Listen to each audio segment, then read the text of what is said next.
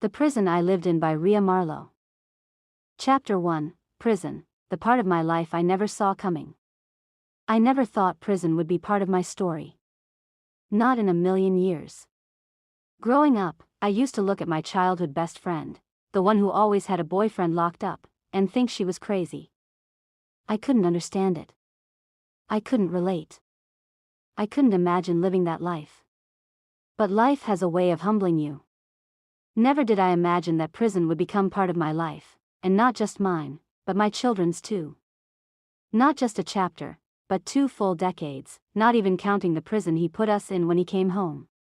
It became a shadow that stretched across years, holidays, birthdays, and memories that should have been whole. The kids felt it too. All the unnecessary arguing started affecting them. They began acting up in school, children who had been doing just fine before. And then came the day one of our neighbor's kids found out he was in prison. In front of their entire 2nd grade class, she yelled, "Vernon, your dad's a loser, always in prison." Imagine that. Imagine being 7 years old and having your father's failures shouted across a classroom like an insult. His excuse was always the same: "I got a drug problem." What I never understood was this: if you can go 5 years in prison without the drug, why do you suddenly have to have it the moment you're free? 5 years clean, and the first thing you run back to is the very thing that destroyed your life. When he first went to prison, I was ashamed.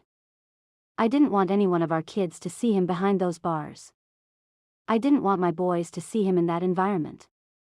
But my oldest son was a teenager then, relaxing, acting grown, thinking he was slick, and I thought, no. He needs to see what happens when you break the rules. I preached it to him over and over: if you break the rules, you will get punished. What I didn't know was that my 2.5-year-old was listening to every word. The day I took them to visit their father behind that glass, that baby boy climbed into my lap, looked his daddy dead in the face, and said, "You broke the rules. You broke the rules. You broke the rules." Over and over, like a little judge with a big truth, a truth even grown men refuse to face. And then he topped it off with, "Do you want me to break the glass and get you out?" I was stunned. His father was stunned. You would think hearing that from his own baby, his own flesh and blood, would have made him straighten up after 5 years in prison. But it didn't. He wasn't even out 4 months before he was violated and went right back. Prison wasn't his punishment, it was his pattern. His cycle. His comfort zone. The place he understood better than his own home. And that same little boy, 10 years later, asked him, after yet another release, "When are you going back to your home?" His father said, "I'm already home." But that child knew better. Children always know the truth adults try to hide. He knew his father's home was the place he kept returning to, the place he never truly left in his mind. It had an impact on my son, of course it did, but thank God, not enough to pull him into that same life. He saw the revolving door. He saw the consequences. He saw the man he loved trapped in a cycle he refused to break. And that was the beginning. The beginning of a story I never wanted to tell, but one I know will help another woman avoid wasting her life on a shiftless, knuckle-headed nothing who refuses to grow up. Because prison didn't just change him, it changed us. It changed the way my children saw their father. It changed the way I saw myself. It changed the way I understood love, loyalty, and the lies we tell ourselves to survive. This chapter is the truth. The truth about what happens when a woman loves a man who loves the streets more than he loves his family. The truth about what prison does to a home. The truth about what it took for me to finally wake up. And this is only the beginning. I hope young women learn from my mistake: don't wait. Chances are, he will not come home and do right by you or your kids. The prison that followed him home. Prison doesn't end when a man comes home. People think release day means freedom, a fresh start, a clean slate. But sometimes, the real prison is the one he brings back with him: the mindset, the habits, the chaos, the street loyalty, the lies, the excuses. When he came home, I thought things would get better. I thought the kids would finally have their father. I thought the arguing would stop, the stress would ease, and the family we dreamed of would finally take shape. But instead of leaving prison behind, he carried it right through the front door. He came home with the same attitude, the same friends, the same addictions, the same "nobody tells me what to do" mentality. He walked in the house like he was free, but lived like he was still locked up, emotionally unavailable, mentally distant, spiritually empty. Took me a while, but I finally realized he was a recidivist. And the kids felt it immediately. They had waited for him. They had prayed for him. They had counted down the days on the calendar like it was Christmas. But the man who walked back into our home wasn't the father they imagined. He was short-tempered, restless, pacing the floors like he was still listening for count time. He couldn't sit still long enough to help with homework, couldn't focus long enough to hold a conversation, couldn't love long enough to stay present. And the worst part? He didn't even realize how much damage he was doing. He didn't understand that children don't need perfection, they need consistency. They need presence. They need peace. But peace had no place to land in our home. He'd disappear for hours, sometimes days, chasing the same streets that had taken him from us in the first place. And every time he walked out that door, the kids would ask, "Is Daddy coming back tonight?" I never had an answer. Because he didn't belong to us, he belonged to the addiction, to the chaos, to the cycle he refused to break. And I found myself living in a different kind of prison, the prison of waiting, hoping, believing, and being disappointed over and over again. I was raising kids, paying bills, holding the house together, and trying to keep peace in a home where peace had no place to breathe. He was physically present but emotionally gone, drifting in and out like a ghost with a pulse. And slowly, I began to understand something I didn't want to face. Sometimes the man you love is the very storm destroying your home. Sometimes loyalty without boundaries becomes self-destruction. Sometimes the biggest mistake a woman can make is believing she can love a man into becoming someone he refuses to be. And that was the beginning of the unraveling, the beginning of me waking up to a truth that would shape the rest of my life. You can't save a man who's committed to losing himself. Grown man who refused to grow up. He wasn't just a man, he was the biggest child I ever had to raise. A full-grown boy in a man's body, tearing through our lives like nothing mattered. He'd take off in the family car whenever he felt like it, no warning, no respect, no concern for what we had planned. We'd have things to do, places to be, kids to take care of, and he'd disappear for days, not giving a damn. He'd come home when he felt like it, crash, sleep it off, and then head right back out to get high again. I had to hide the keys because of him. Sometimes we had to walk wherever we needed to go because he'd slip out while I was asleep, find the keys, and steal off in the car like it belonged only to him.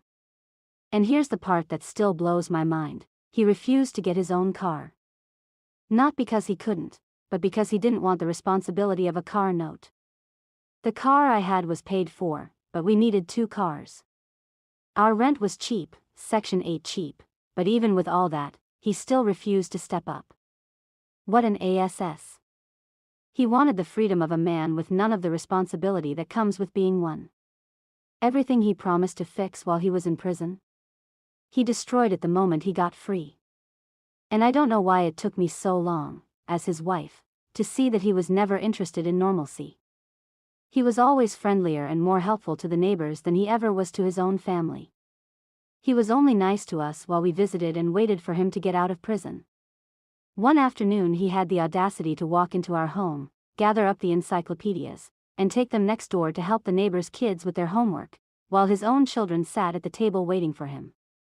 What a no-good dirty dog. How does a man become so empty inside that he thinks he needs to keep pumping drugs into himself just to feel whole? And don't get me wrong, I've had my own struggles. I've had my own moments of being a slave to drugs. But even then, I never gave up hope. I never stopped loving my kids. I never forgot my responsibilities. I never thought that they were the world or believed I would never be able to quit. But him? He didn't care. And the saddest part? His oldest son eventually got caught up in the system too. His own mother begged him. Stop. Look at what you're doing. You already lost one son. But it went in one ear and out the other. He didn't care about himself, his kids, or the home he was tearing apart. Before he ever hit the big house, back when he was still in county, one of the counselors he opened up to tried to help him. She told him straight. When someone is on drugs, the drugs are the second problem. There's something underneath, something you're trying to forget. She begged him to get counseling. Begged him to deal with the real issue. Begged him to stop running from himself. But he wouldn't listen. He never listened. And he just kept getting into more and more trouble with the law. And because he refused to face his demons, he dragged them into our home. Our household stayed in constant conflict and confusion, walking on eggshells, waiting for the next outburst, the next disappearance, the next lie. One night, we went to visit his grandmother in the hospital. On the way home, he asked me for money, not for gas, not for food, not for the kids, but to go get high. I told him no. He snapped, "Just let me out this car then." So I did. I let him out and drove home so I could get the kids ready for school and get myself ready for work. Life didn't stop because he wanted to get high. The next day he called me and said, "I thought you were going to come back." I told him the truth. I didn't have time for your BS. I don't care about your drug problem. We have a life to live. And I meant it. Because while he was out there chasing a high, I was the one holding everything together: the kids, the bills, the house, the responsibilities, the sanity. He was supposed to be the man of the house. Instead, he was the storm tearing it apart. And that was the moment I realized something deep. You can't build a life with a man who refuses to build himself. You can't save a man who enjoys drowning. You can't raise a grown man who refuses to grow up. Christmas came, but he didn't. After being gone for 5 long years, he came home right around Christmas. You would think a man would want to be with his family, especially after missing so many holidays, so many moments, so many memories. But not him. I came home on Christmas Eve, and he was already pacing, already restless, already talking about how he needed to go take care of some business. I didn't even realize he had started using again. I didn't know the drugs had already crept back into his system, back into his mind, back into our lives. All I knew was that he couldn't sit still long enough to breathe. Christmas morning came, but he didn't. I tried to hold off the kids from opening their presents, hoping, praying, he'd walk through that door and we could at least pretend to be a family for one day. But after hours of waiting, I couldn't stall anymore. I let them open their gifts, but the joy was thin. Forced. Heavy. It was supposed to be a celebration. Instead, it felt like a funeral for the family we used to be. His son used to set the table, thinking we were going to have dinner together like we did during the overnight visits at the prison. Back then, he acted like family mattered. Back then, he acted like we were the center of his world. Funny how prison makes a man sentimental. Funny how the moment he got out, we were pushed to the left like we were nothing. He didn't care about Christmas. He didn't care about the kids. He didn't care about the promises he made behind those bars. All he cared about was getting high. The foot rub that turned into a setup. Our apartment building was bought and we had to move and find another place. I was working double shifts, exhausted down to my bones. He knew it too. One evening, he volunteered to rub my feet, something he knew I loved. He rubbed them until I fell asleep. When I woke up, the house was quiet. Too quiet. And the lights were still on. He was sneaky, quiet as a mouse when it came time for his plotting. I looked outside. My car was gone. He had waited until I drifted off, then slipped out the door and took the car, again. I felt like a fool. Our neighbor, the same one who had co-signed for me to get that car in the first place, looked at me like I was crazy when I asked if I could borrow their car to go find him. But I swallowed my pride and asked anyway. Sure enough, I drove right over the bridge and found him sitting in my car, doing drugs with an old neighbor. The moment he saw me, he took off running, left her sitting there in my car like a fool. She sat there fixing her headscarf on her nappy head, acting like she belonged there. The glass pipe was sitting right in the middle of the console. I waited for her to get her behind out of my car. I grabbed the pipe. She had the nerve to say, "Can I have that, please?" I stood in the middle of the street, smashed it on the ground, and said, "There you go." That was the kind of man he was, a man who would rub your feet to put you to sleep just so he could steal your car. The night he left the kids hanging. Another time, he volunteered to take the kids so I could rest. I have no idea why I didn't see his plotting. I was working night shift then, and I needed the break. I thought he genuinely wanted to spend some time with his kids. But as it got closer to the time I had to leave for work, he still hadn't shown up. My mother called and asked, "When is he coming to get the kids?" That's when I realized he wanted anything but to use my car for his own indulgent purposes, just used the kids as a ruse. He had dropped them off at my mom's house, and then went right back out to get high. So once again, I borrowed the neighbor's car and went looking for him. I found him, eventually, and he finally snapped out of his drug haze long enough to go pick up the kids. But I had to follow him across the bridge just to get my car back and return the neighbor's car, the same neighbors who had been kind enough to co-sign for me in the first place. And of course, I had to call work and pretend I was sick. The morning I found a bike where my car should have been. Another time, I was so angry I spent the night at my sister's house. I was working day shift then, so I went home early in the morning just to change clothes before work. One of my co-workers noticed my car wasn't in the lot. I looked out the window. My car was gone. And in its place, a bicycle. A whole grown man had taken my car and left a bike like it was an even trade. He was such a dog. The truth that finally hit me. That Christmas, and everything that followed, taught me something I didn't want to learn. A man can be physically home and still spiritually gone. A man can be free and still be a prisoner. A man can have a family and still choose the streets every single time. And I realized something even deeper. You can't build a life with a man who refuses to build himself.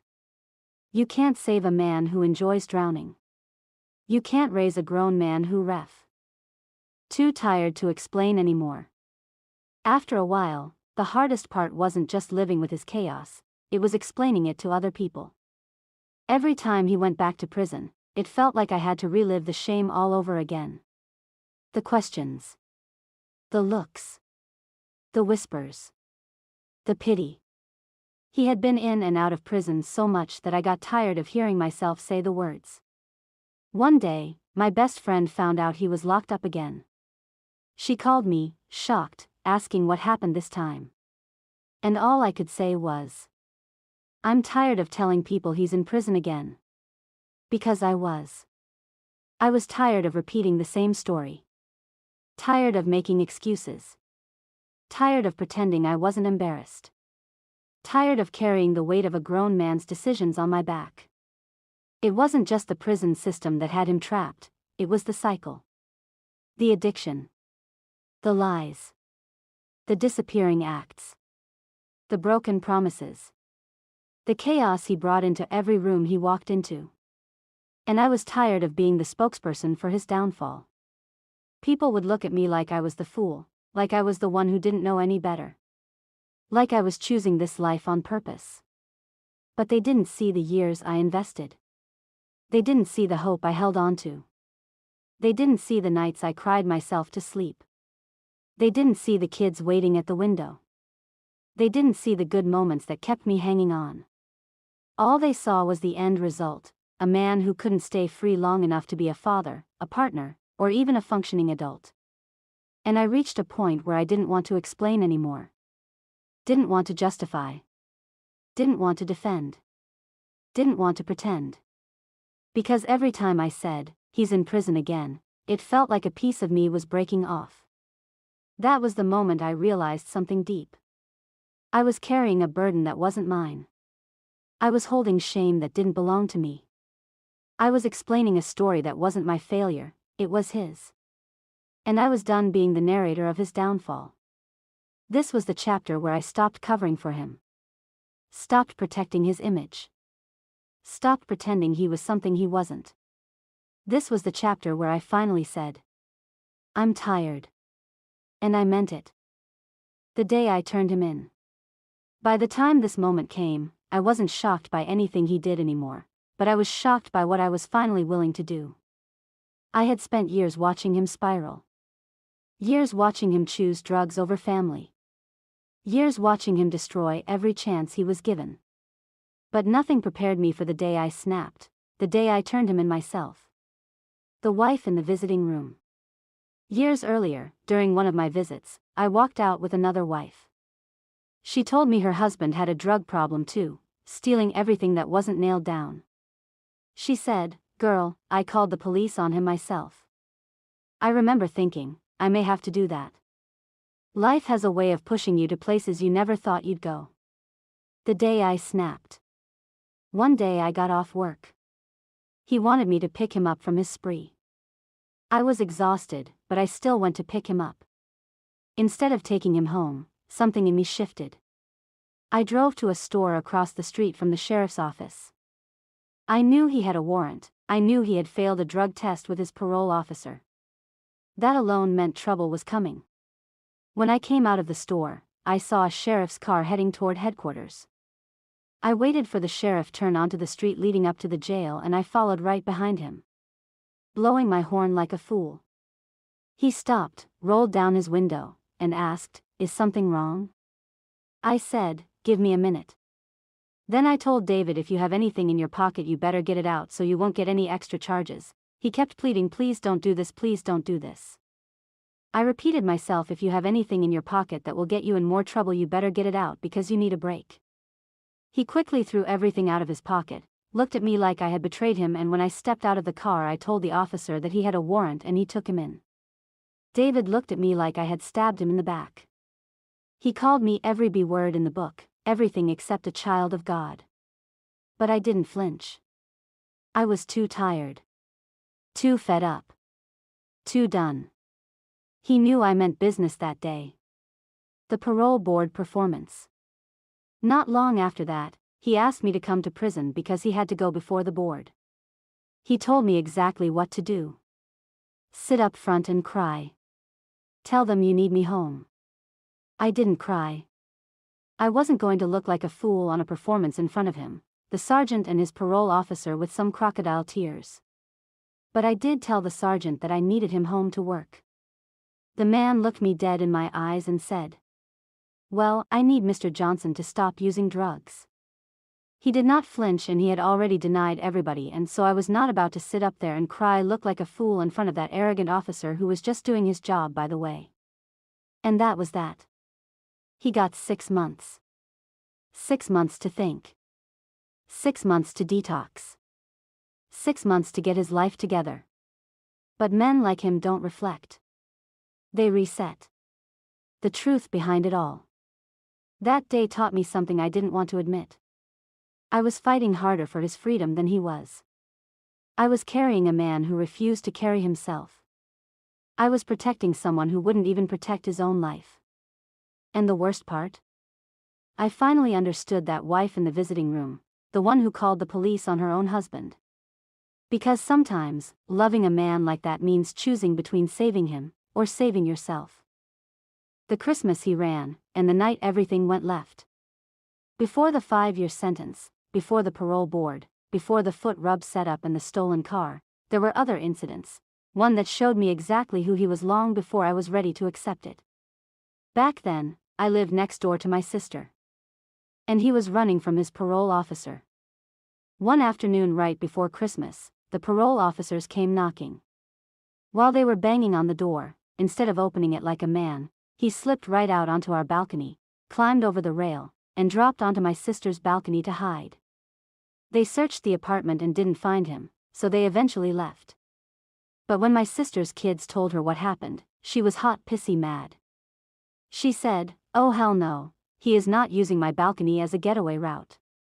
And she meant it. That summer, she moved out, right after pulling off a $25,000 insurance scam. She claimed a whole living room and dining room set had been stolen in the middle of the day in Marin County. The officers knew she was lying, but they couldn't prove it. That was my sister, bold, slick, and not about to let his foolishness become her problem. He thought he had outsmarted the system that day. But life has a way of catching up. The drunken break-in. Not long after that, in one of the rare times he actually got drunk, he broke into somebody's house, stumbling, sloppy, out of his mind. The husband woke up, grabbed a sheet, threw it over his head, and yelled to his wife. "Call the police." While the sheet was over his head, the man grabbed him by the balls to keep him from running. And him, being him, he bit the man. I guess the man was in pain. Ha! But that's what happens when you grab a grown man by his jewels. When they went to court, the man even asked the judge to make him take an AIDS test because of the bite. That's how ridiculous the whole situation was. The shame that hit home. But the part that hurt the most wasn't the break-in. It wasn't the charges. It wasn't even the sentence. It was what happened to his junior high school son. Because the story hit the newspaper. His last name was right there in bold print, and the kids at school recognized it immediately. They teased him, laughed at him, pointed fingers, whispered behind his back. He was devastated. He didn't want to go to school. He didn't want to talk about it. He didn't want to look anyone in the eye. When I finally asked David about the newspaper, he said, "All of my crimes have been in the newspaper. You just never saw them." Imagine being a child and having to deal with that. Imagine carrying that kind of shame on your little shoulders. Imagine being punished for a grown man's choices. That's what his father's chaos did. It didn't just destroy our home, it destroyed our children's peace. The joke that wasn't funny. Years later, while we were waiting for him to get out of that 5-year sentence, we were all sitting at his grandmother's house, the grandmother who spoiled him rotten because he was the favorite grandson. His brother started joking about the charges. He said, David got 12 years for assault with a deadly weapon, his teeth. Everybody laughed. Even the grandmother whose heart was broken that he was in prison all those years. They were laughing at something that had destroyed years of our lives. Laughing at something that had traumatized me and the kids. Laughing at something that wasn't funny at all. But that's how his brother coped, jokes and laughter. Meanwhile, I was the one holding the pieces. The truth underneath it all. That Christmas, that balcony escape, that drunken break-in, that courtroom bite, that newspaper humiliation, that family joke, it all showed me something I didn't want to see. He wasn't unlucky. He wasn't misunderstood. He wasn't a victim of the system. He was a man who created chaos everywhere he went, and expected everyone else to clean it up. And for too long, I did. But this chapter? This was the beginning of me seeing the truth that had been right in front of me for years. The woman in my car. Way before I ever married him, a lady I used to work for told me, begged me, warned me not to marry my childhood sweetheart. And Lord, I was beginning to understand exactly what she meant. She said it with such passion that I should have listened, because I eventually learned that some men truly cannot distinguish their childhood from adulthood. We had been together since we were 14 and 15 years old, and he was every bit the same child I had met back then. It was bad enough that he went in and out of prison like it was a revolving door. But the audacity he had when he came home after that 5-year sentence? That was a new level of disrespect. I had waited for him. Held everything down. Kept the kids together, kept the bills paid, kept the house standing, kept hope alive. And he came home and cheated on me with another woman, a woman he swore up and down he had never slept with. I used to let him use my car to go to work. We alternated, 2 days 1 week, 3 days the next. I was generous enough to share my car with him when we could have easily afforded a second one. But he didn't want responsibility, not even the responsibility of a car note. 1 week, I had a doctor's appointment for workers' comp. He knew I needed the car. He knew the appointment was important. But he didn't bring the car home. Not that night. Not at all. So early the next morning, I got up, caught the bus, and rode straight to his job. I was waiting for him to pull up in my car. Instead, I saw a yellow-skinned bitch driving it. Driving my car. To his job. Like she belonged in it. I walked right over to the car while she sat there waiting for who knows what, and I opened the door with my set of keys.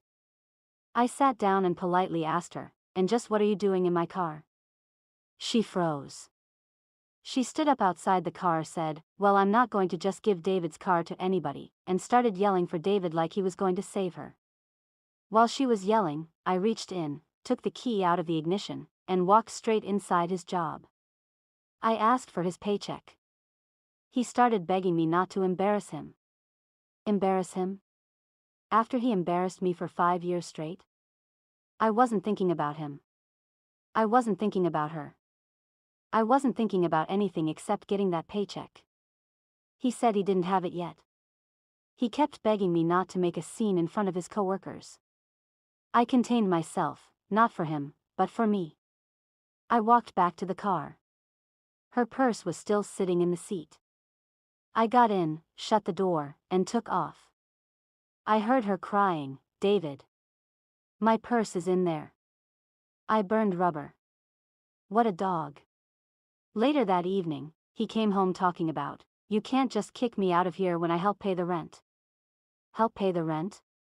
Please. He was a dog, but every now and then he'd try to act like a man. One time he lost his job, and I asked him for his last check so I could pay the rent. He told me his boss said not to cash it until a certain day. We argued about that. He was the type to stay up late. I was the type to get up early. So the next morning, when I got up, the check was sitting right there. I took it, put it away, and went on about my business. He had a fit. Talking about he was going to tell his boss the check had been stolen. Then he had the nerve to ask me to take him to his job so he could report it stolen. I just looked at him. I was satisfied. I had the check. The rent was due. And I wasn't about to play games with a grown man who acted like a child. He said he was going to buy me a birthday present. I didn't want a birthday present. I wanted the rent paid. I wanted peace. I wanted stability. I wanted a partner, not a tantrum-throwing boy. The $500 rubber band foolishness. And speaking of tantrums, let me tell you about the time he had $500 wrapped in a rubber band. I woke up early one morning to get ready for work. He owed me $15, and I was just going to take that and leave. But when I opened that drawer and saw that whole $500 sitting there, baby, I grabbed my clothes so fast I almost left my shoes behind. I took the whole $500 and took off. Around lunchtime, I called him. He said, "You need to return what you took." I pretended like I didn't hear a thing. After work, I went to visit his grandmother who was in the hospital and told her what I did. She said, "You're going to give him some of that money back, aren't you?" I just looked at her and smiled. When I got home, he kept threatening to call the police and report his $500 stolen. He kept threatening and threatening, so I finally said, "Fine. Call them." When the officers came, it was 2 of them. They asked what the problem was. I told them, I took $500 from him. He said I stole it. One officer looked at the other and said, "Hey man, what do most couples fight about?" The other officer yelled, "Money." And they both burst out laughing. He didn't see a darn thing funny and was mad as hell that the officers did not demand me to give him back his $500. They told us both to calm down. Told him to take a walk and cool down and told me not to lock him out the house with the deadbolt which he didn't have a key to. Told him it was community property and there was nothing they could do. Case closed. The water hose finale. But the next morning? Oh, he was still mad. I went outside to go to work, and he had let the air out of my tire. I painstakingly changed that tire myself. I parked the car on the street so I could keep an eye on it while I finished getting ready. And would you believe this fool came right back and tried to let the air out again? I ran downstairs, grabbed the water hose, turned it on full blast, and sprayed him like he was a stray dog. He took off running. And that was the end of that. The truth of matter is, it wasn't just about his cheating. It wasn't just about money. It wasn't just about disrespect. It was about me finally seeing the truth. I was living with a man who acted like a boy. A man who created chaos and called it life. A man who thought love meant I would tolerate anything. But this chapter? This was the beginning of me fighting back, not with fists, not with screaming, but with boundaries, with self-respect, and with a water hose when necessary. And if this story speaks to you, if you've ever carried a weight you couldn't name, hit like and subscribe so you can stay with me. Because the chapters that come next go even deeper, and you don't want to miss what's coming.